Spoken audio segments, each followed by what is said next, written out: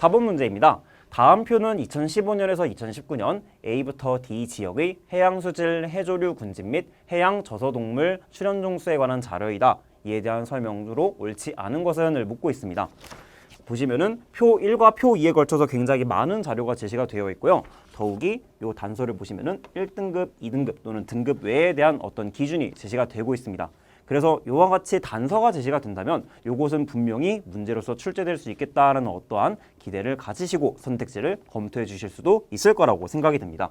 일단은 옳지 않은 것을 검토하시는 것이니까 옳은 것을 검토하시고 이게 답인 것 같다라고 체크를 하시는 그런 실수도 안 하시도록 꼭 주의를 해주시면 감사하겠습니다. 자, 그러면 1번 선택지부터 검토해 보도록 하겠습니다. 2015에서 2019년 A와 B 지역의 총질소의 연간 증감 방향은 매년 동일하다.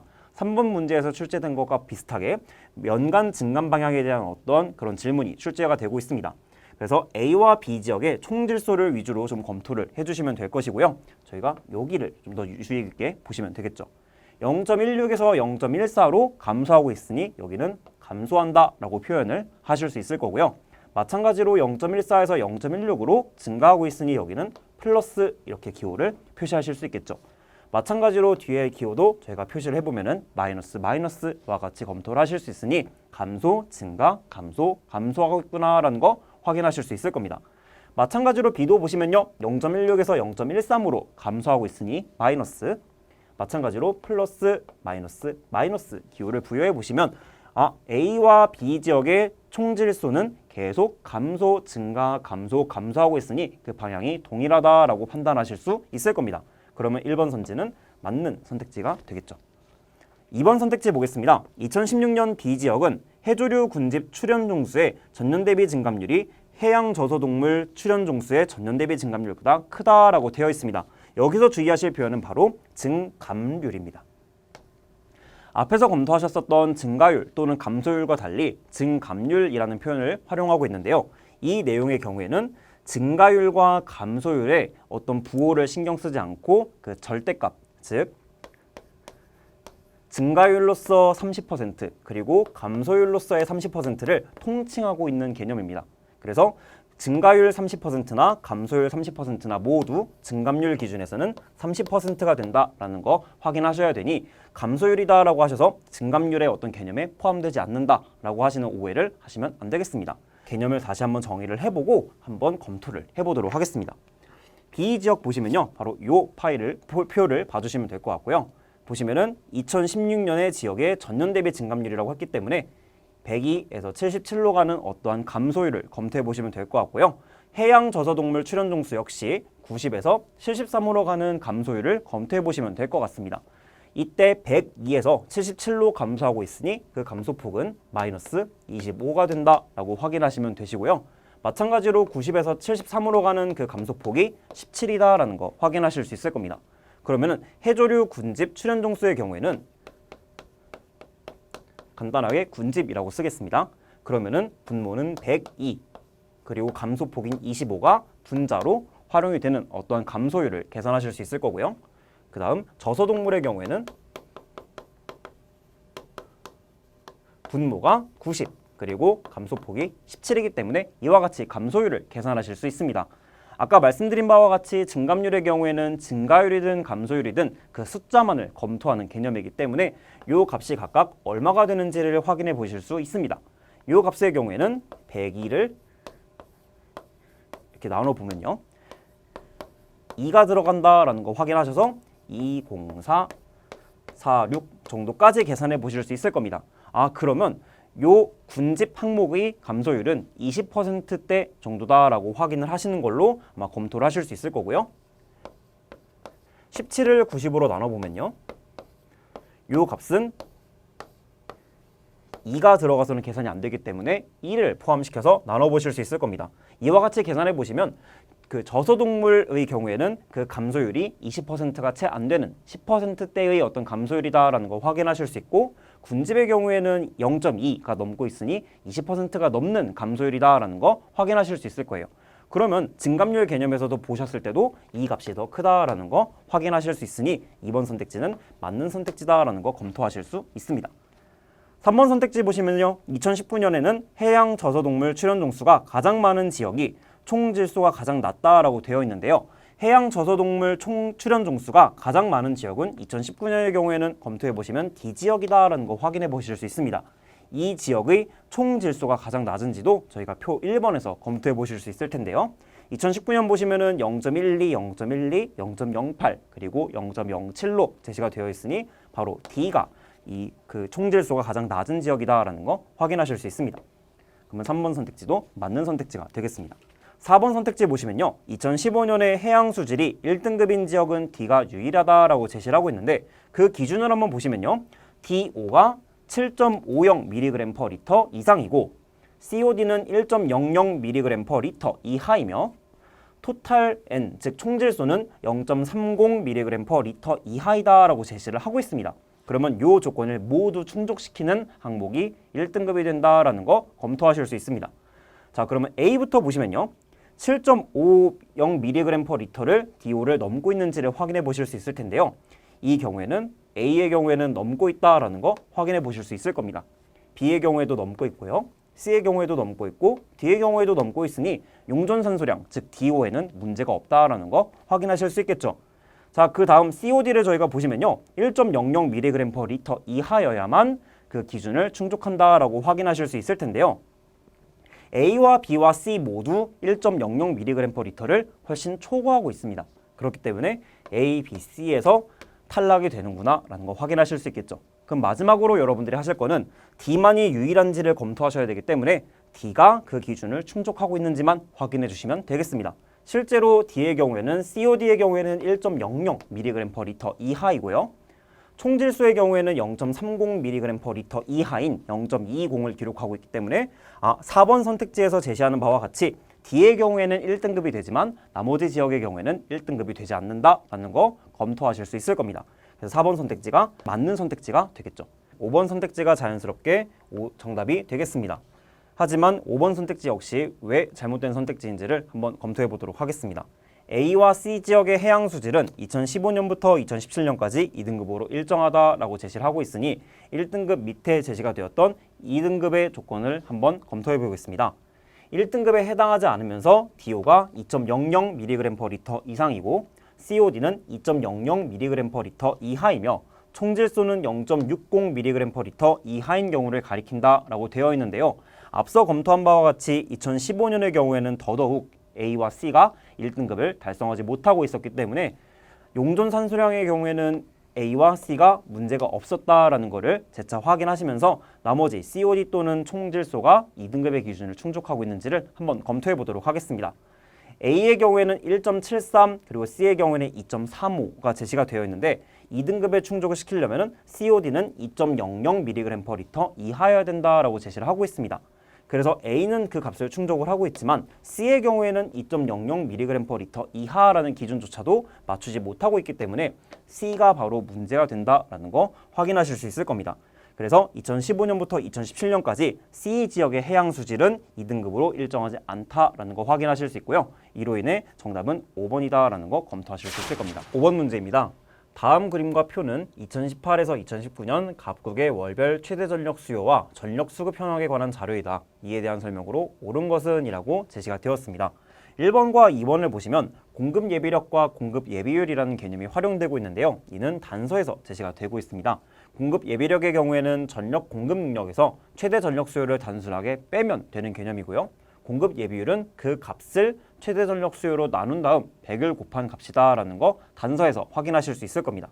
1번 선택지 보도록 하겠습니다. 공급 예비력은 2018년 2월이 2019년 8월보다 작다라고 되어 있으니 이 값에서 이 값을 빼도록 하겠습니다. 8,793에서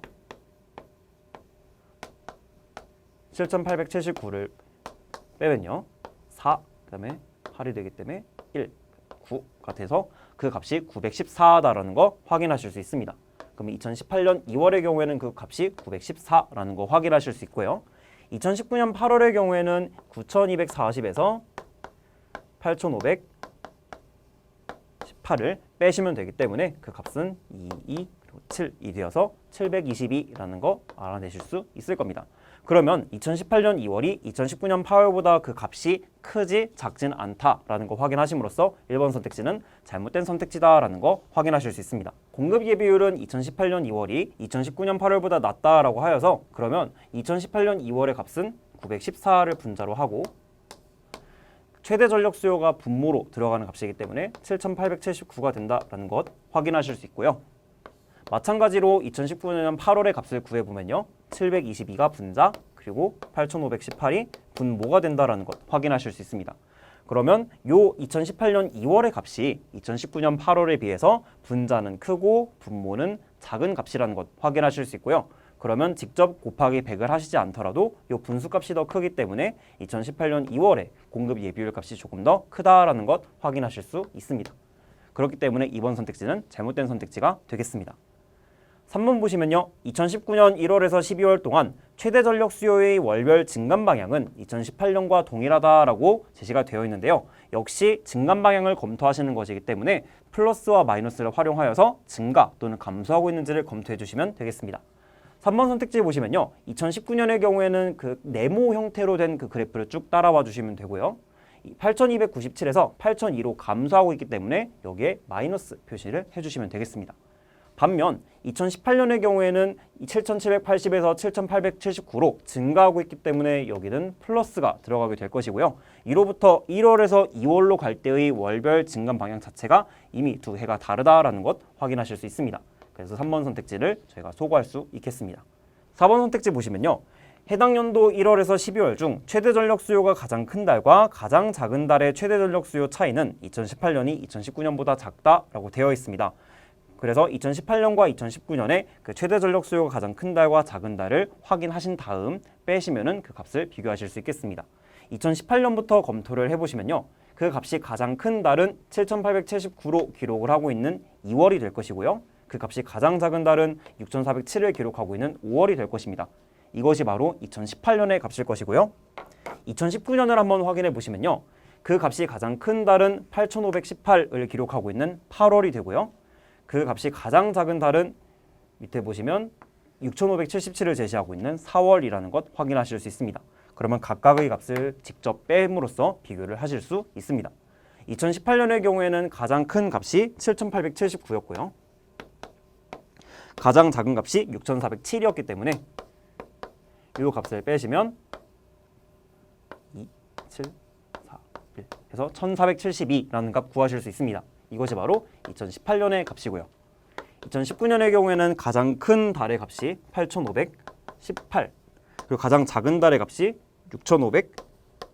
6,577이었기 때문에 이 값을 빼시면 1491이라고 하여 2019년의 값이 조금 더 크다라는 것 확인하실 수 있습니다. 그렇기 때문에 2018년이 2019년보다 작다라고 하는 이 선택지가 맞는 선택지가 되겠습니다. 그래서 답은 4번이 됩니다. 간단하게 5번만 검토해 보시면요. 2019년 최대 전력 수요의 전년 동월 대비 증가율이 가장 높은 달은 1월이다 라고 제시를 하고 있습니다. 이래서 이 경우를 보시면 전년 동월인 7,780으로부터 8,297로의 어떤 증가율이 가장 큰지를 묻고 있는 선택지입니다.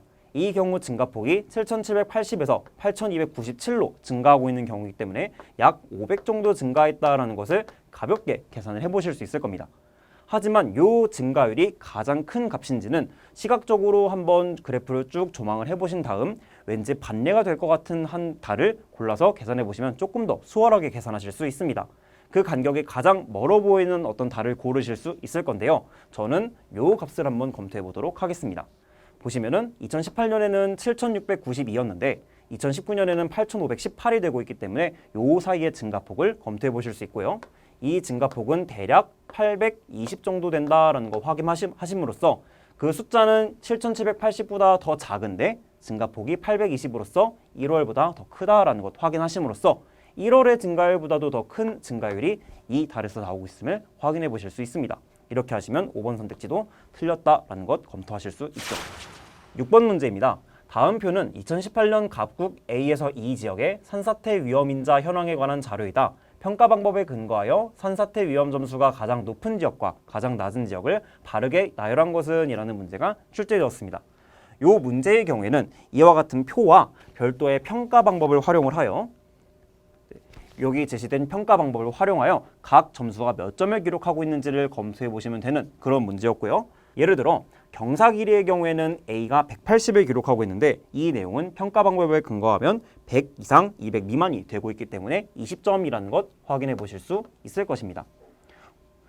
마찬가지로 B도 검토해 보시면요. 경사 길이가 220으로 제시가 되어 있는데 이 값은 그 평가 방법을 통해서 보시면은 30점이라는 거 확인하심으로써 30이라고 숫자를 채워 넣으실 수 있을 것입니다. 마찬가지의 방법으로 숫자를 쭉 채워 보시면요. C의 경우에는 100 이상 200 미만이기 때문에 역시 20점이 되고요. D의 경우에는 50 이상 100 미만이기 때문에 10점. 마지막으로 E의 경우에는 50 미만이기 때문에 0점이 되겠습니다. 모함의 경우에는 화성함이 10점, 퇴적함이 0점, 변성함 편마함의 경우에는 30점이라고 되어 있기 때문에 30점을 저희가 다시 하겠습니다. 모함의 경우에는 화성함의 경우에는 10점, 퇴적함의 경우에는 0점, 변성함 중 편마함의 경우에는 30점, 변성함 중 천매함의 경우에는 20점, 변성함 중 편마함의 경우에는 30점이라고 확인하심으로써 점수를 채워 넣으실 수 있을 것이고요. 경사 위치의 경우에는 중하부의 경우 10점, 중상부의 경우에는 20점, 마찬가지로 C도 중하부이기 때문에 10점이라고 채워 넣으실 수 있고요. 상부의 경우에는 30점이고 중상부의 경우에는 20점이다 라고 채워 넣으실 수 있습니다. 사면형의 경우에는 상승 사면은 0점, 복합 사면의 경우에는 30점, 하강 사면의 경우에는 20점, 복합 사면의 경우에는 30점, 마지막으로 평형 사면의 경우에는 10점이라는 것 채워 넣으실 수 있습니다. 토심을 검토해 보시면요. 토심의 경우에는 160이라는 숫자가 제시되어 있는데 이는 150 이상이기 때문에 30점이라는 것 확인하실 수 있습니다. 마찬가지로 검토하시면 120은 100 이상 150 미만이기 때문에 20점, 70의 경우에는 20 이상 100 미만이기 때문에 10점, 110의 경우에는 100 이상 150 미만이기 때문에 20점, 마지막으로 2의 경우에는 20 이상 100 미만이기 때문에 10점이라고 기록하실 수 있습니다. 거의 다 왔습니다. 경사도만 저희가 검토해 보시면요. 경사도는 30도이기 때문에 30 이상 40 미만이어서 10점, 20의 경우에는 25 미만이기 때문에 30점, 25는 25 이상 30 미만이기 때문에 20점, 35의 경우에는 30 이상 40 미만이기 때문에 10점, 마지막으로 55는 40 이상이기 때문에 0점이라고 계산하실 수 있겠습니다. 저희가 이렇게 쭉 계산을 해놨기 때문에 마지막으로 각 점수를 합하셔서 각각 몇 점을 총점으로 받았는지를 확인해 보시면 아마 종합점수, 위험점수가 가장 높은 지역과 가장 낮은 지역을 검토해 보실 수 있을 겁니다. 계산해 보시면 A의 경우에는 20, 10, 10, 30, 10이기 때문에 이렇게 더하시면 40, 70, 80이어서 총 80점의 어떤 위험점수를 계산하실 수 있을 것이고요. B의 경우에는 30, 20, 30이어서 여기까지 80, 그리고 20, 30으로서 50을 더 더하면 되기 때문에 130. C의 경우에는 20, 30, 10 합하면 60이고요. 20, 10, 20으로서 50을 더 더하시면 되기 때문에 110. D의 경우에는 10, 20, 30으로서 합하시면 60이고요. 30, 20, 10, 즉 60을 더 더하시면 되기 때문에 120. 마지막으로 2의 경우에는 0, 30, 20, 10, 10이기 때문에 60에다가 10을 더한 70이라고 구하실 수 있습니다. 그래서 그 위험점수가 가장 높은 지역은 130을 기록하고 있는 B이며 가장 낮은 지역은 70점을 기록하고 있는 E라는 것을 확인하실 수 있습니다. 그러면 정답은 2번으로 고르실 수 있습니다.